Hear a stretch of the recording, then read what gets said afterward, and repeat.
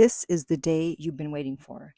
The day when your ex starts to wonder if they made a mistake, or the day they realize they actually did make a mistake in breaking up with you. So what happens when your ex finally breaks? Well, stay tuned and you'll find out. But first, hi, this is Lucia with The Art of Love. I'm a dating and relationship expert specializing in helping you get your ex back or to get over your ex. And welcome back, my beautiful no contact army. How are you enjoying my app Silencio that helps you stay in no contact?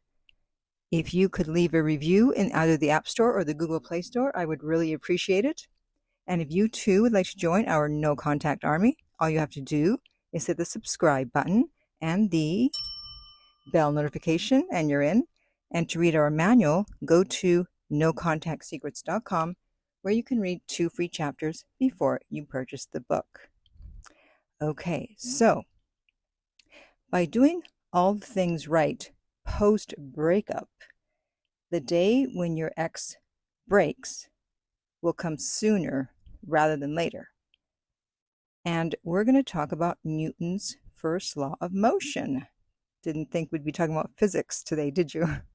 And it can actually be applied to this situation, believe it or not. And the first law of motion is that an object at rest will remain at rest, and an object in motion will remain in motion at a constant velocity unless acted upon by an external force. So what does this have to do with you? Well, while your ex is away from you, they're not moving towards you. They're in a state of rest when it comes to the breakup, meaning they're not moving forward in the relationship because they ended it, right? So an external force needs to change their state from one of rest to one of motion, one of moving towards you. That's why it's important that you stay in no contact where you appear to be at rest, but by appearing to be at rest, this will actually cause them to move towards you. And this can be because you haven't contacted them and they started to miss you, or they see you either leveling up or moving on with your life on social media, or you use my famous 2-drink trick and they became jealous, etc. There's many reasons why an ex starts to doubt their decision, as I've discussed in many other videos. So your ex finally breaks. The first thing they will actually do is try to stick to their decision, try to stick to the breakup, because people hate to change their minds once they've made a decision, especially on something so important such as breaking up with someone, basically removing someone from your life. That's a major life decision in many cases. They don't want to look unstable or weak.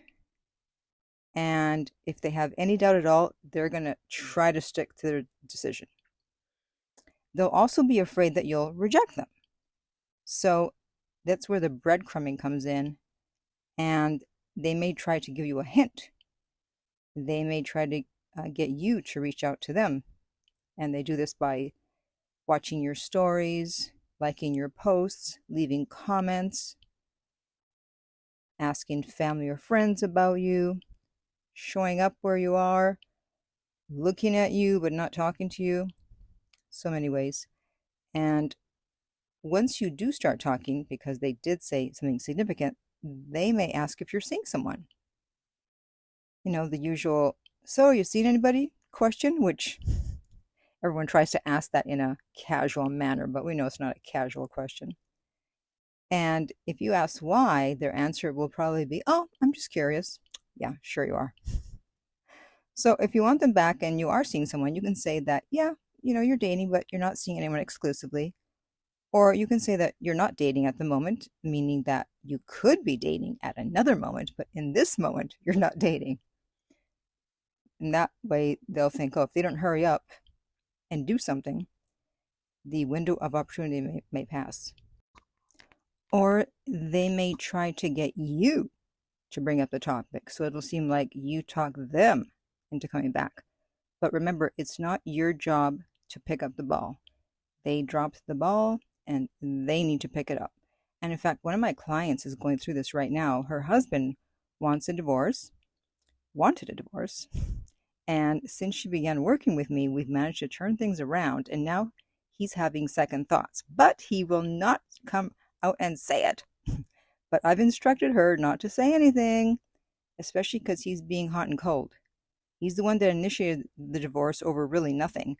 So he needs to be the one to realize he's making a big mistake. He needs to at least make the first move, as does your ex. So don't try to do the work for them, because it may backfire if they're not quite there. They at least need to say something like, what would you say if I told you I was thinking about changing my mind about the breakup? And your response can be, interesting. Why would you change your mind?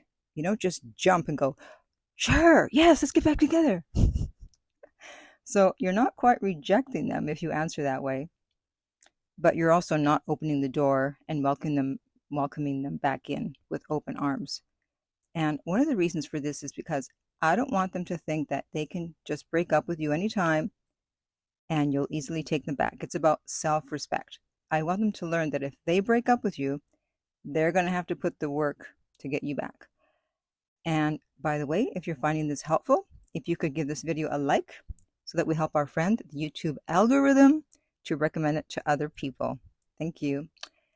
So it's not enough that you just start talking and then all of a sudden start seeing each other and you get back together. No, no, no. That is the wrong way to get back together. There have to be consequences for breaking up with you.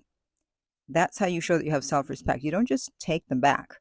You have to ask the famous 6 questions that I always talk about, and I will link that video in the upper right-hand corner on YouTube.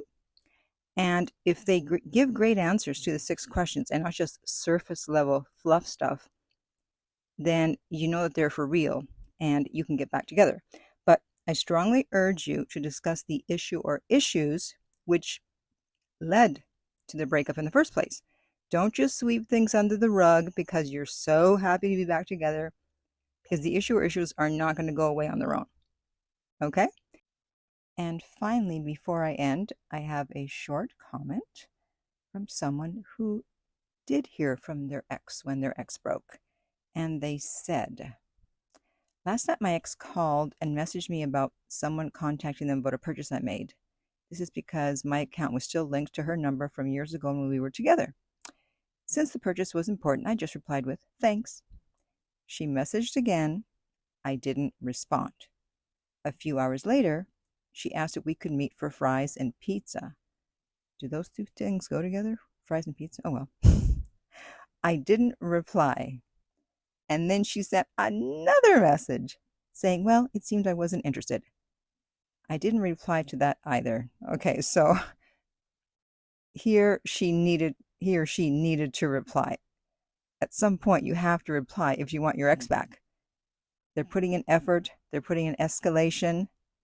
They're proving that they have been broken down by you doing no contact. So yes, in this case, you respond, you go for pizza and fries, okay, and see what they have to say and go from there, okay? So now I want to hear from you. How long have you been in no contact and how's it going? And in the meantime, if you would like my help to get your ex back, contact me at theartoflove.net and we will send you the rates. They are not on the page, and if you don't hear from us within 24 hours, then send another email, preferably from another email address, because maybe our email went to your spam or it just disappeared in thin air. And if you found this video helpful, please like, subscribe, and share. If you're listening to this as a podcast, please rate and review. And finally, remember that love inspires, empowers, uplifts, and enlightens.